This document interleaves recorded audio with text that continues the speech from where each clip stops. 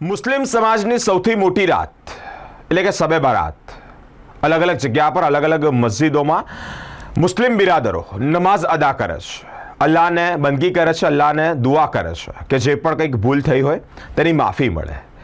અલગ અલગ મસ્જિદોને શણગારવામાં આવી છે, સાથે જ આખી રાત મુસ્લિમ બિરાદરો દ્વારા અલ્લાહને બંદગી કરવામાં આવી છે. આ રાતમાં મુસ્લિમ ધર્મના લોકો આખી રાત જાગી અલ્લાહની ઇબાદત કરે છે. આ રાતમાં અલ્લાહ પોતાના બંદાઓની દુઆ પણ કબૂલ કરે છે. પોતાના જે મરહૂમ જે કબ્રસ્તાનમાં દફન છે તેઓની કબર પર જઈ અને ફૂલ ચડાવે છે અને અલ્લાહને જન્નતમાં જગા આપે તેવી દુઆ પણ કરે છે.